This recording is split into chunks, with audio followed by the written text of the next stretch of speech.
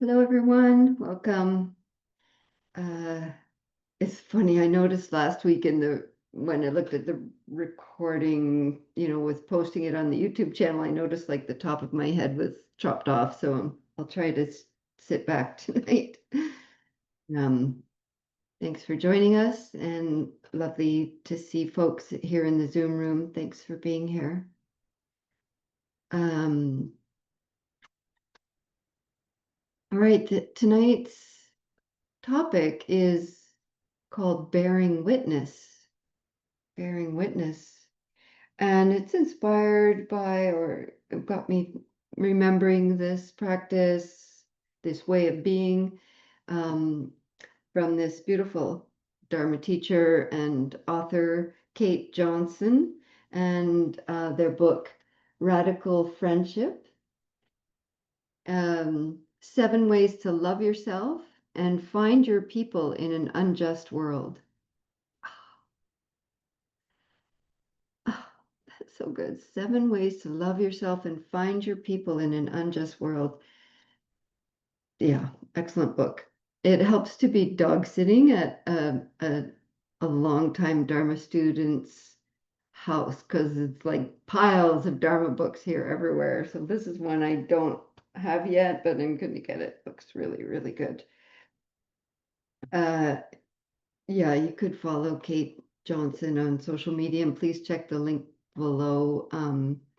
For their website and their teaching and their book. So there's a section in here, a subsection, that's titled When We Witness Harm. And this really stood out to me this week, as I'm sure it does for all of us,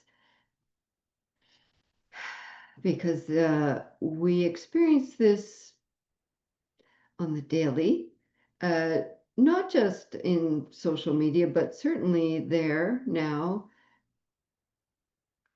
The world was, there was harm and violence and uh, classism and the caste system, etc., in the time of the Buddha. Um, so it's not so much that, and there was war and um, poverty, starvation, etc. But things are certainly on a grander scale now, and we're more aware because we're plugged into this global network. And we can't deny it and can't hide from it, although we do try, don't we?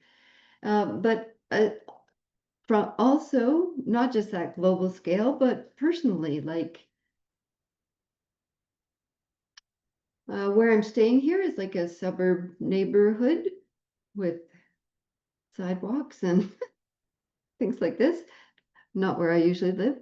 And you just like sometimes you hear people like raised voices, in coming from a house or backyard, and you're like that kind of hyper awareness of, or somebody yelling or speaking cruelly to a kid in a store or something like that. It's just so it can be very much in our daily lives where we're witnessing harm. Some of us are living in harmful situations, and some of us are causing harm at times. We all cause harm sometimes, definitely. Um, yeah. And so day to day, there's perpetrators of harm, survivors of harm, and those witnessing harm that's happening to others. And as Kate talks about in this section of her book, I don't know if she uses her, I keep stumbling on that. It's an acclaimed, yes, it's a she, okay, in her book. Um, okay, She says, in socially engaged Buddhism, which hopefully we're all practicing, quote, the practice of consciously being in direct contact with the suffering in our world is called bearing witness. Mhm. Sometimes the Dharma and Buddhism can become really insular and navel gazing, for want of a better term, but that kind of, really in our own head and working out our own stuff and in our own little bubble. And I mean, mm, yeah, some people really practice in isolation for long periods of time. I wouldn't say they're separate from the world, though. They're very much practicing metta and compassion and not just awakening, certainly for their own benefit. But socially engaged Buddhism, where we're really, really aware of our interconnectedness, absolutely. And this practice of consciously being intentional, which is part of the whole Eightfold Path, right? Of wise action and wise speech and work and our precepts. It's all about being in relationship with each other and our world. But in particular, being in contact with the suffering of others is this what's being called bearing witness. Uh, and I really relate to how Kate states in this book. I'll read some of her words here, 197. Um, hmm, she's relating how when she first heard about bearing witness, she says, I was not impressed, I was annoyed. And I can relate to this because it's like, okay, I'll say her words. Mm, yeah. When I first learned about bearing witness as a practice of socially engaged Buddhism, I was not impressed. I was annoyed. The whole thing sounded distant and remote to me, like the stereotype of the detached, navel-gazing meditator who removes themselves from the cares of the world and its people. In italics, she says, we don't need more people to just sit there and watch, I thought. We need more people who are prepped and ready to do something. Uh, and then she carries on. What I now understand is that this process of bearing witness is a sustained and conscious way, in a sustained and conscious way, is the exact activity that makes it possible to take wise action. So that this isn't just in isolation, bearing witness, which can be a near enemy of equanimity, where it sounds like equanimity, but it's not. So it's called the near enemy, and there's the far enemy, which is the opposite. This kind of aloofness floating above it all. Um, Nothing's bothering me, just bearing witness to all, and also the near enemy of compassion is pity, is where you're like, that's so sorry, I'm so sad that's happening to you. And you can see the separation that's happening in that, like that's happening to you, and I'm so sorry, which is a collapsing of the heart, and as opposed to this open-hearted understanding of suffering and mm, bearing witness to the truth of it, not burying our heads, and then wise action, wise response. Uh, she goes on, if we can't tolerate the discomfort of bearing witness with open hearts, we will ultimately act in haste. Is that somebody in here? Not so much to interrupt the harm, but to relieve our own discomfort at witnessing it. Right? If we don't develop this capacity to bear witness, then we easily slide into reactivity because it's uncomfortable, because it's painful, because it's hard to bear witness. And we can fall into our old patterns. The actions we take from that place may serve others in a superficial way, but mostly they serve to relieve our feeling of embarrassment at not being able to help. So well said, beautifully said. So we have this kind of habitual, or is it instinctual, or is it acculturated? Is it taught to us? Response to turn away, to tune out, to numb out, to shut down, and to be bystanders and not really truly witnessing with presence and compassion in a way that then the rest of the path can unfold, the wise actions, etc. And it's really important to pay attention to mindfulness of the body, the first foundation of mindfulness, to feel when are we shutting down, when are we turning away, when do we feel kind of a burnout or overwhelm, and what's out of balance there? Do we need to also be cultivating joy, cultivating self-care, cultivating mindfulness and all the rest of the path? So sometimes, yeah, we can feel tapped out.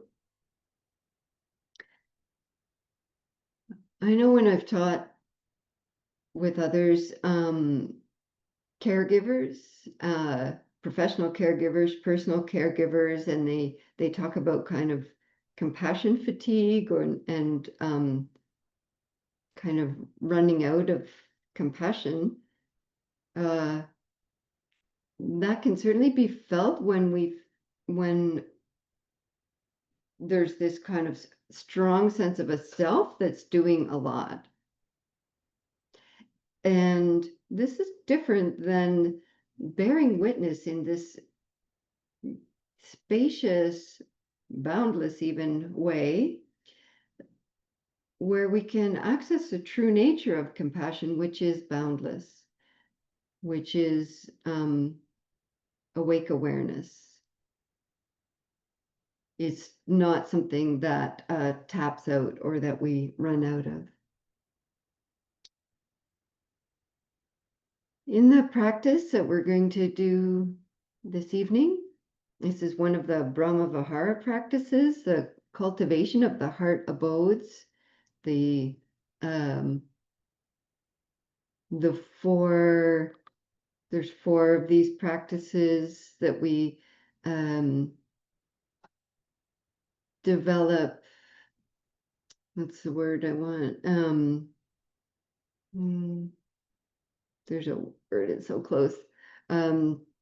Boundless friendliness.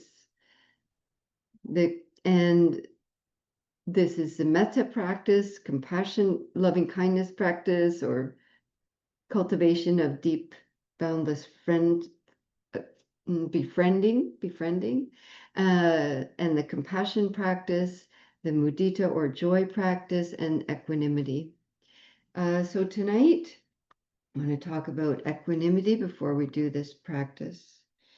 There's two Pali words, the language, the Dharma was first written down from the oral tradition. And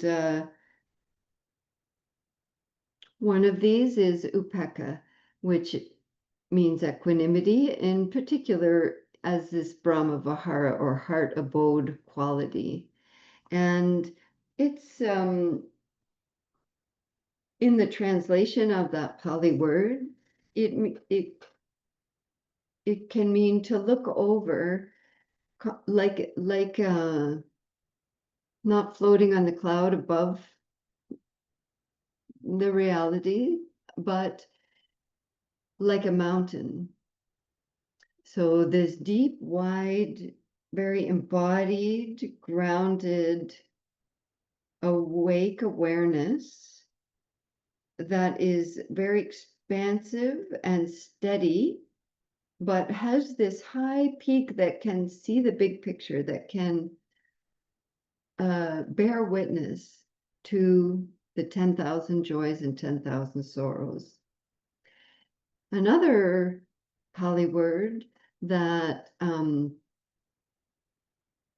be translated as equanimity is a compound word, Tatra Tata. Tatra Mahatata. So the first part, Tatra, means there. Maja means middle, like the Majja Nikaya, the middle length discourses, middle. And Tata, the last part, means stand. So it means to stand in the middle of. Tatra Majja Tata. It means to stand in the middle of all of this. It's so both of these are helpful felt experience of equanimity, this grounded, mountainous, vast view that can look over and open to the truth of all things, but also standing in the middle of it. Yeah, because sometimes it's really close, and even when we think that's happening so far away from me, it's not. It's as close as your dearest are close. Hmm. Kate says here, I'll use her words. Equanimity is the heart of love that is turned towards wisdom, able to hold the truth of wisdom. Let me find, is the heart of love able to find the truth of change, the unfathomable workings of cause and effect, karma, and the fact that we're not always able to control circumstances of our lives and world. It is the heart that is able to be in touch with all these things and can continue to love anyways. So the first of the Brahma Viharas is Metta Bhavana, the cultivation of loving awareness, befriending ourselves and each other, all things, and wishing for ourselves and all beings.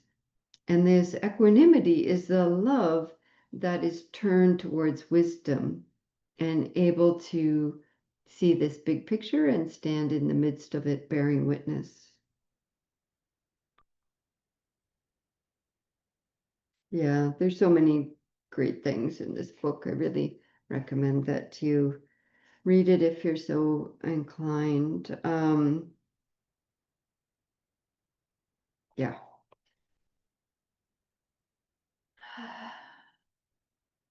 I think that's all. Wait a sec.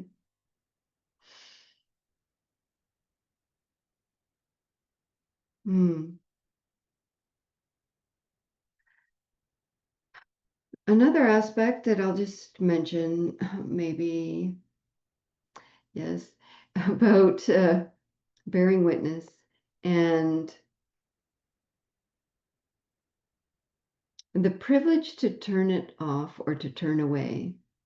That this is very much a place of privilege to be able to say, it's too much, I just can't bear it, or the heartache, we're all heartbroken, and we need to bear witness so that we're staying in the game, so that we continue to speak truth to power, so that we continue to act with generosity and compassion and develop wisdom. if we don't bear witness, it's easy to just be consumed by our usual greed, hatred, and delusion. Uh, yeah. Okay. Hmm. Let's practice. Okay. So some of these phrases that I'm going to invite in the meditation practice are from Kate's equanimity practice, and others are just my own phrasings. I'm not using the traditional phrasings because that's a whole another teaching. It's a lot about karma, and um, not going there tonight. It's a big thing. Uh, right. So as you're setting up your posture for your practice tonight, um, see if it's helpful to posture your body in a way that evokes this sense of a mountain. So I'm sitting in a chair tonight, but I've taken my feet and knees a bit wider apart, so I feel this a bit more sense of width. Uh, See if there's any adjustments in your posture that can help you really feel a sense of stability and width and uprightness, like this mountain. And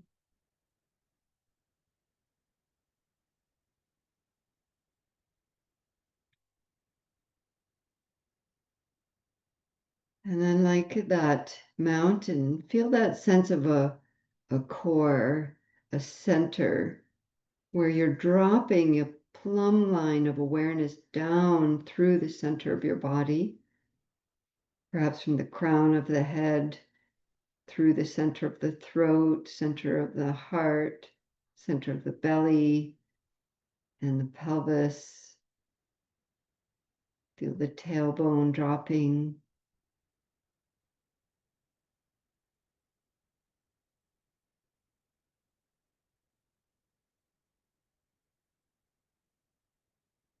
And then begin to relax, settle, soften, and widen, feeling the muscles of the face,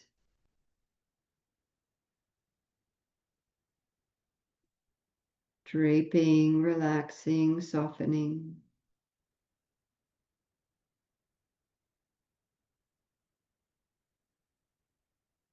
Feeling the shoulder bones sliding down.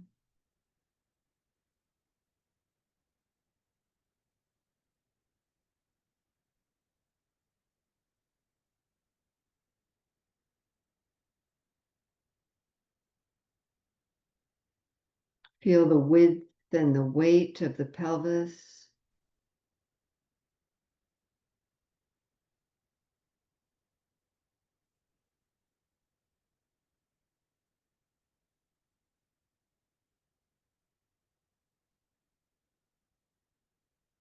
As much as possible, drawing in this felt experience of a vast, massive mountain in, through, and around your whole body and the sphere of awareness around you.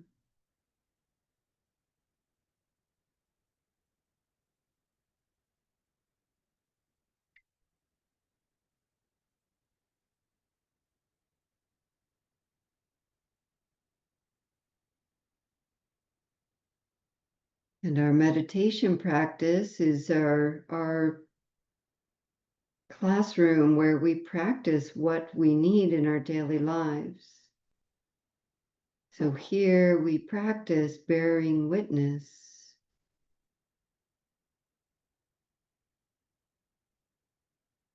to ourselves, with ourselves.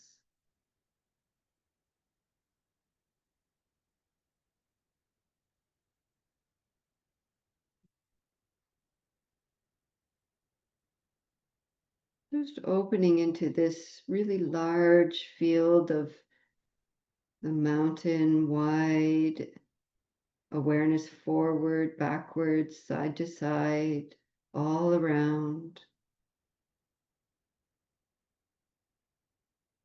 And this uprightness through the center of the body and beyond.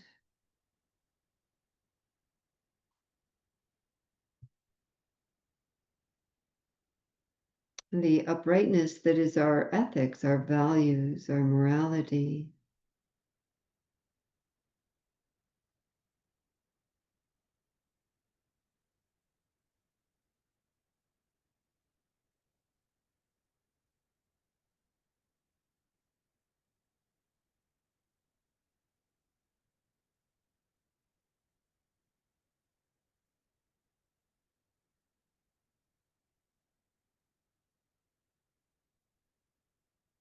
Feel how these ethical trainings offer you inner strength,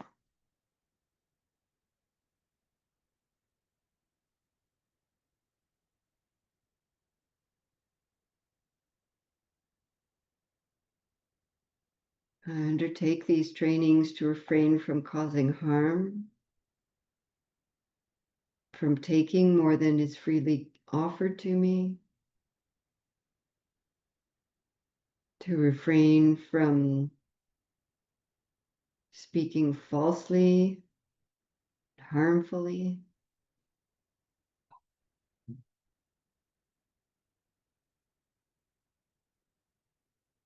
to refrain from causing harm through my sensuality and sexuality,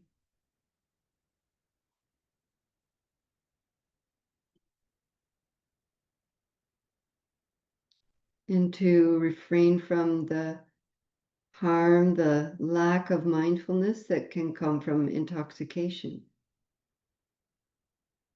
in all of its forms. Take a moment to reflect on your own values and ethics, or these 5 lay precepts, and feel them as your uprightness, your inner strength, your core values.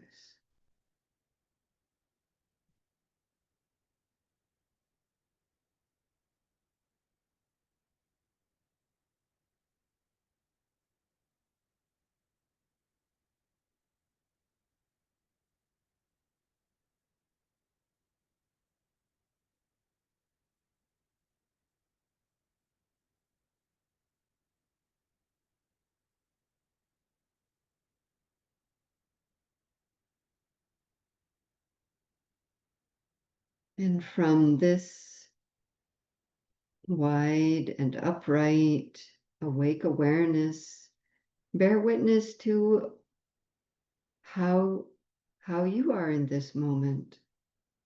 What grief, fear, anger, ill will, what joy, what pain, physical, mental, emotional, what's here for you that needs caring attention and bearing witness. Just naming it, just being witness to ourselves. It's like this right now.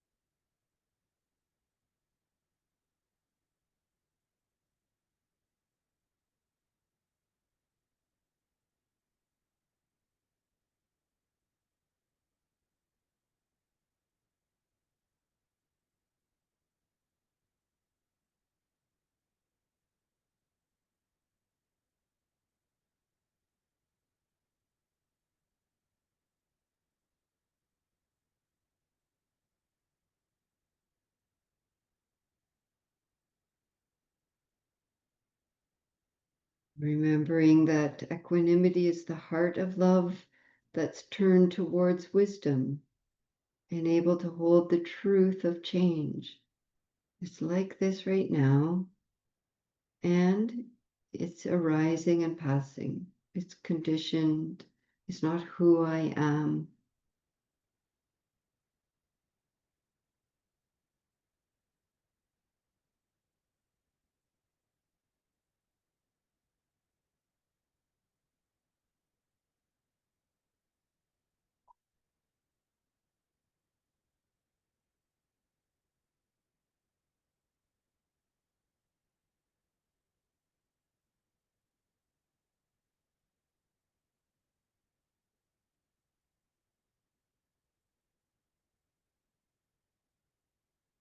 And from this embodied, felt experience of a mountain stability and the mountainous peak with that wide view, we can open now to perhaps someone we know who's experiencing difficulty, suffering, pain, grief, fear.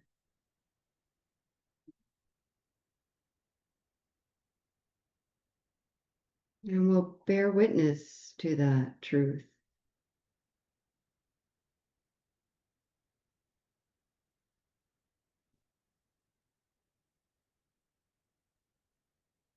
with this one that we know in our awareness. If you want, you could add these phrases or just the felt experience of connection with them. All beings have their own journey. May you have peace with your journey.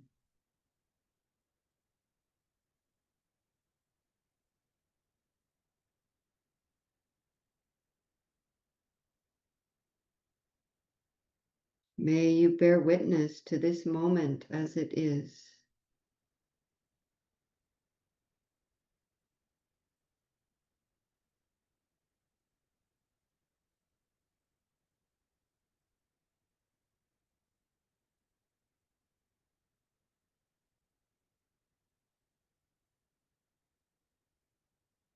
May you open to these joys and sorrows with steadiness and presence.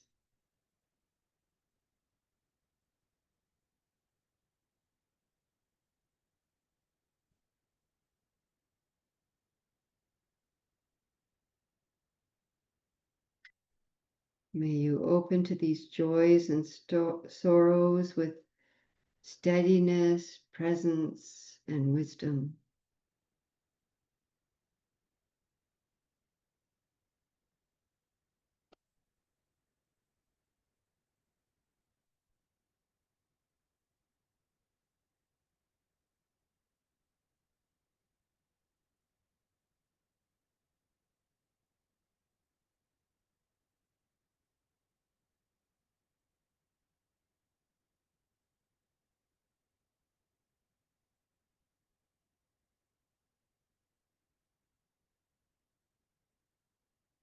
And then in your mind's eye or in awareness, bowing to this one that you've connected with,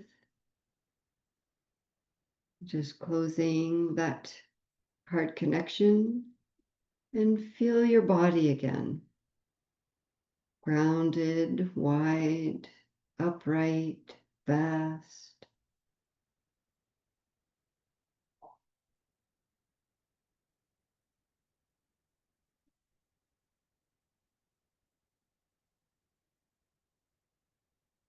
And towards ourselves, all beings have their own journey. May I have peace with my journey.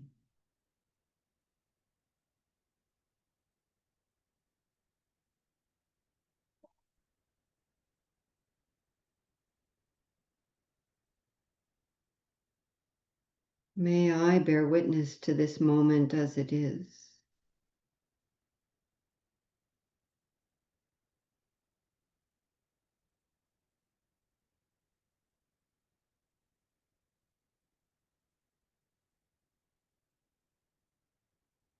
May I open to these joys and sorrows with steadiness, presence, and wisdom.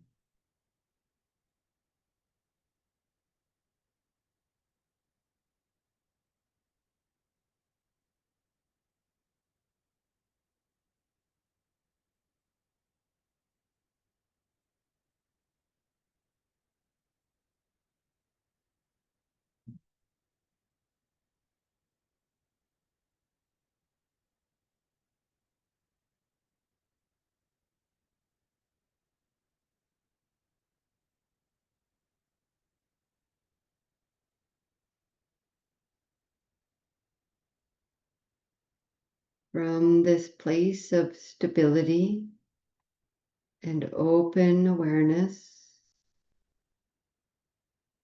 standing in the middle of things exactly as they are, in the middle of all this,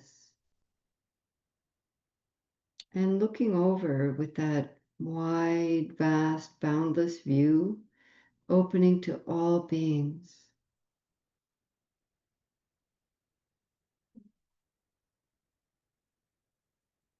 bearing witness all beings,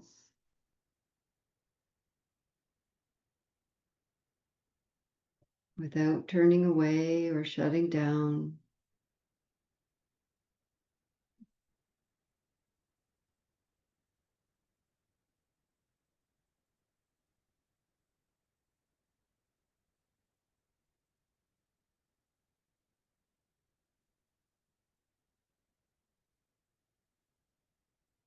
All beings have their own journey.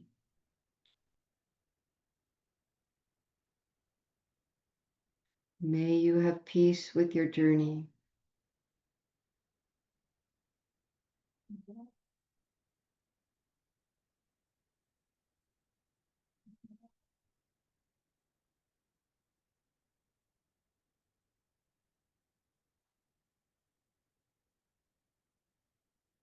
I bear witness to this moment as it is.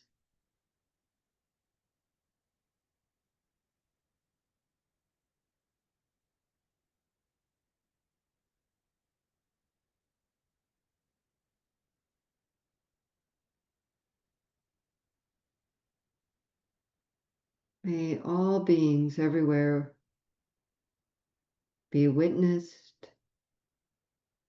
with steadiness, presence, and wisdom, so that wise action will arise.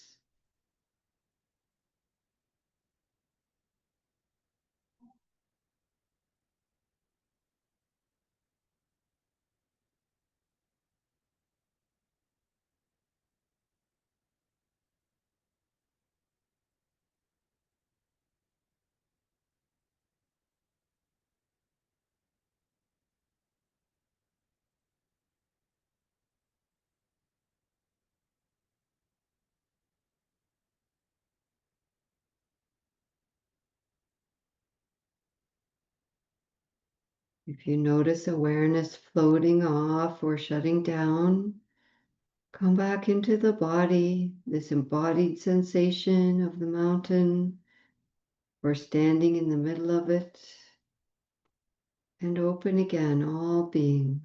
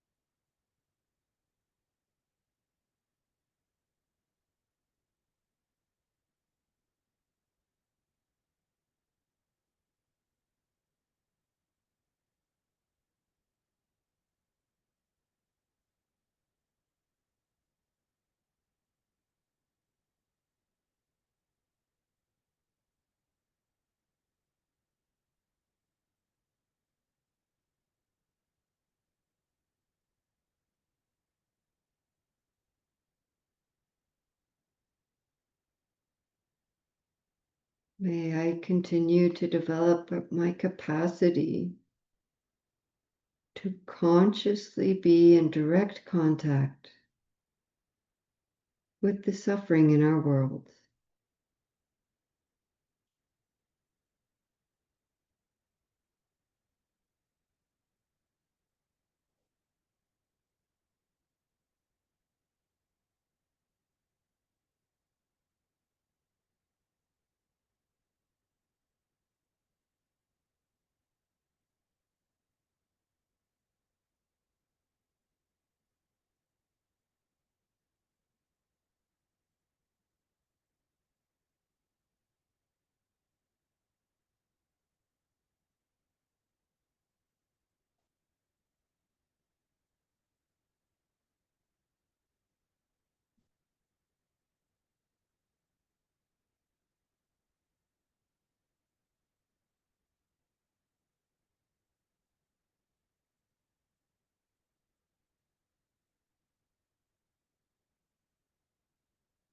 And in a moment, as we hear these three sounds, feeling our hearts vibrate and resonate in all directions, all beings everywhere.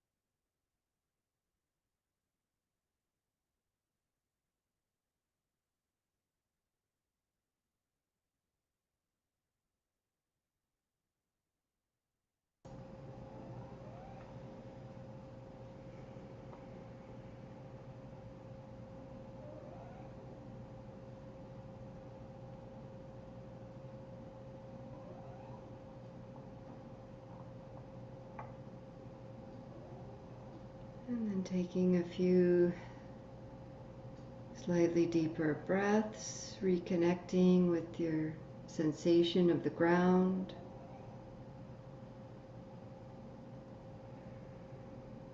And as we gently return to each other and the screen, seeing each other here in this practice, even if your camera is off, but just knowing we're practicing together in community. Thank you for your practice.